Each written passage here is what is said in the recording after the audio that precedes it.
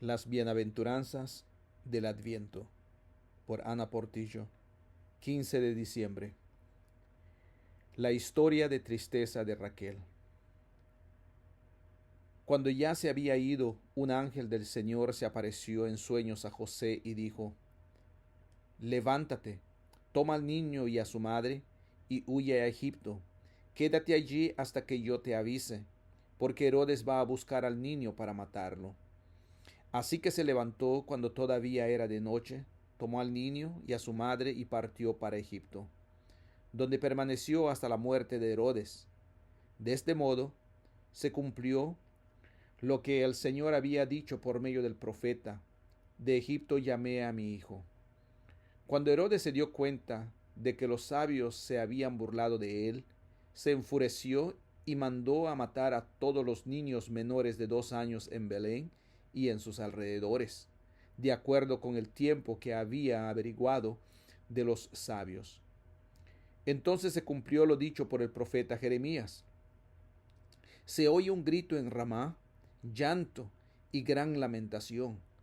Es Raquel que llora por sus hijos y no quiere ser consolada. Sus hijos ya no existen.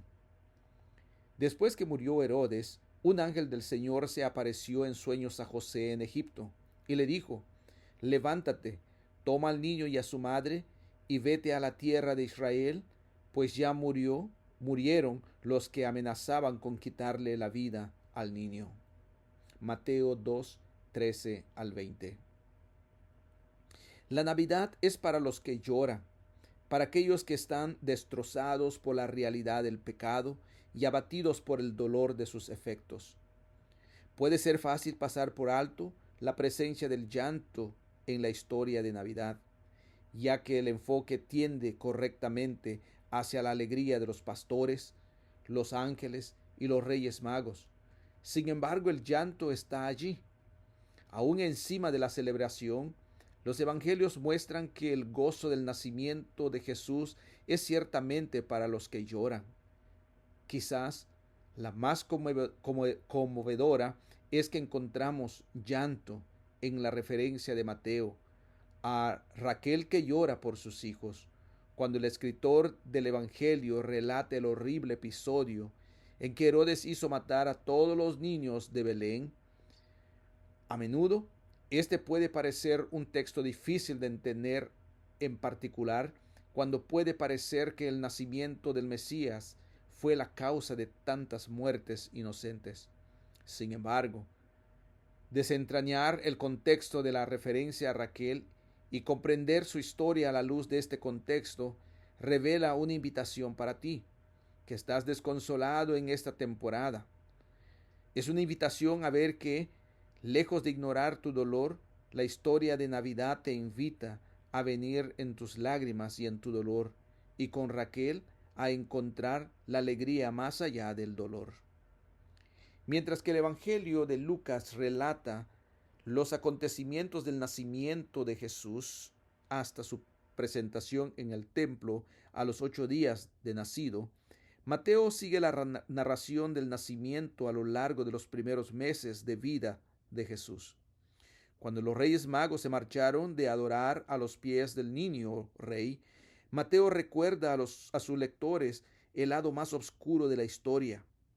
No todo el mundo está contento con la llegada de este Mesías, este nuevo rey de reyes. De hecho, Herodes, el egocéntrico y malvado rey títere de Judea creado por Roma, oye hablar de Jesús y teme por la seguridad de su propio trono. En lugar de temer al Señor y adorar al verdadero rey, Herodes busca matar al niño Jesús antes de que pueda convertirse en una amenaza real. Y cuando los magos hacen caso a la advertencia del Señor de no revelar el paradero de Jesús, Herodes se enfurece lo suficiente como para ordenar una matanza en masa de todos los bebés varones de hasta 2 años de edad en Belén y la región circundante. Mientras Herodes envía a sus soldados a cumplir esta repugnante orden, uno solo puede imaginar los gritos desgarradores de decenas de madres, mientras sus propios bebés son arrancados de sus brazos y asesinados sin piedad. Así nació el Mesías. Pero las madres de Belén lloran amargamente, porque la alegría de celebrar la vida de los hijos que han llevado en sus vientres durante 9 meses se convierten en su peor pesadilla. Sus amados hijos ya no están. ¿Cómo puede haber celebración? ¿Cómo puede haber consuelo, alegría y esperanza en medio de una agonía tan amarga? Las madres de Belén lloran con amargura y en voz alta, de la misma manera que Mateo relata que Raquel llora por sus hijos. Pero, ¿cómo nos ayuda esta referencia a Raquel a entender la intensidad del llanto de las madres?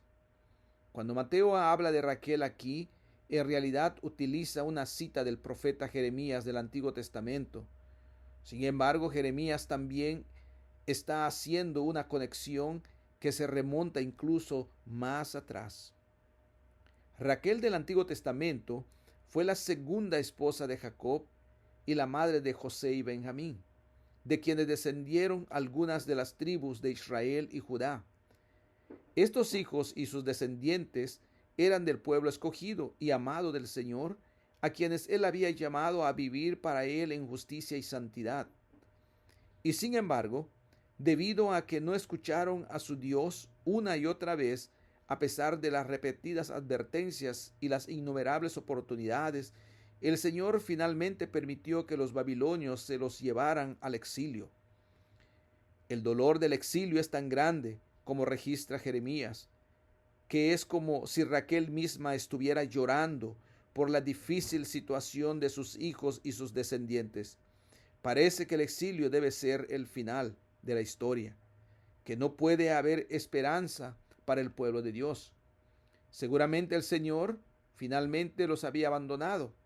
Después de todo, lo que lo había abandonado parece que sería lo más apropiado. Así que el llanto de Raquel en Jeremías describe un sentimiento de abandono, una pérdida total de esperanza, un sentimiento de desesperación por la profundidad del pecado y el sufrimiento de sus hijos. Este tipo de lamentación continuó para el pueblo de Dios incluso mucho después del exilio. Por más horrible que haya sido el asesinato de los bebés de Belén, esta forma de actuar era en realidad bastante habitual para el malvado y sanguinario rey Herodes. Aunque era su rey, el pueblo judío estaba lejos de ser su prioridad.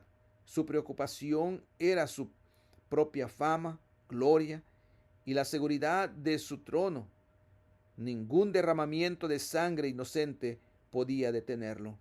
Y aunque Herodes puede encabezar la lista de gobernantes judíos malvados, sus predecesores también habían sido despiadados. Mientras las madres de Belén lloran, la referencia a Raquel muestra que su lamentación también habla del lamento mayor del pueblo judío. ¿Vendría realmente el Mesías largamente esperado? ¿Continuaría la opresión para siempre? ¿Podría realmente quedar alguna esperanza? Junto con Raquel y las madres están clamando, esperando a veces, esperando con llanto y gran lamentación, incluso cuando Jesús el Mesías entra silenciosamente en la tierra. Tal vez te sientas identificado con esto, ya sea a través de eventos o experiencias traumáticas causadas por tu propio pecado o el pecado de otros, o que ocurren como parte de la realidad de un mundo lleno de pecado, muerte y decadencia. O tal vez te sientas identificado con tus propios sentimientos de pérdida y desesperación debido a tu propio pecado, ansiedad, duda o depresión. En cualquier cantidad de situaciones es posible que te encuentres como Raquel y las madres de Belén que en esta temporada lleno de llanto y gran lamentación. ¿Cómo puedes experimentar alegría esta Navidad con las lágrimas que fluyen con demasiada libertad? ¿Cómo puedes alegrarte por el nacimiento de un bebé que fue salvado mientras que otros mueren buscándolo? Sin embargo, esta historia, junto con tu historia de llanto, pertenece a la historia de Navidad. porque es por eso que Jesús vino. Vino por aquellos que lloran y sufren, más allá de toda esperanza humana. De hecho, la esperanza en la desesperación es lo que el Señor Dios siempre ha prometido para su pueblo. La historia de esta masacre de niños inocentes es en realidad paralela a otra historia del Antiguo Testamento. Al comienzo de Éxodo, el pueblo de Dios, Israel, está en Egipto, donde el Señor los ha bendecido y les ha permitido multiplicarse. Sin embargo, a medida que pasan las generaciones, surge un nuevo faraón. Él es malvado y desprecia a los israelitas, viéndolos como una amenaza creciente para su reino.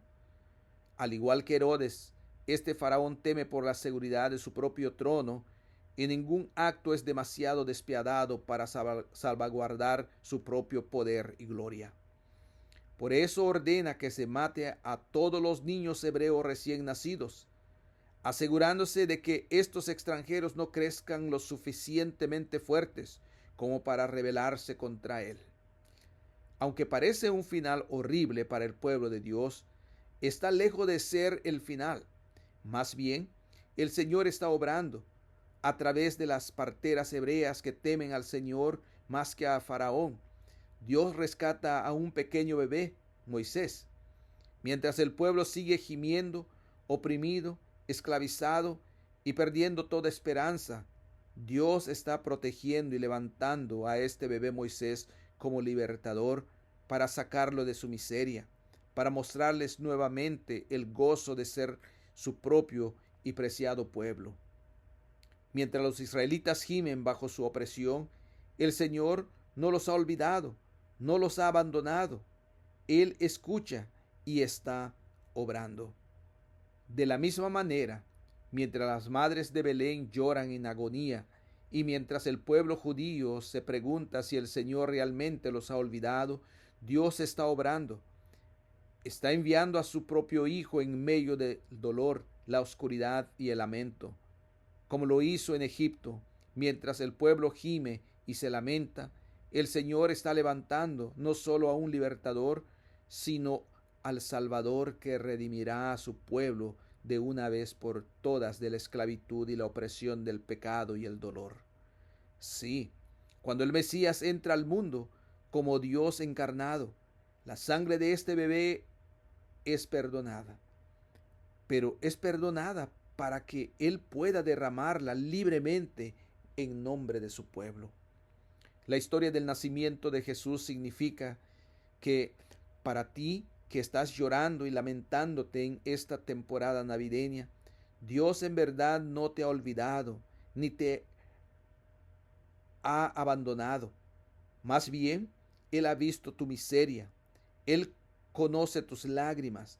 Él está obrando, trayendo redención, alegría, esperanza e incluso risas a tu historia también, a través de su perfecto libertador, redentor y Mesías, Jesucristo.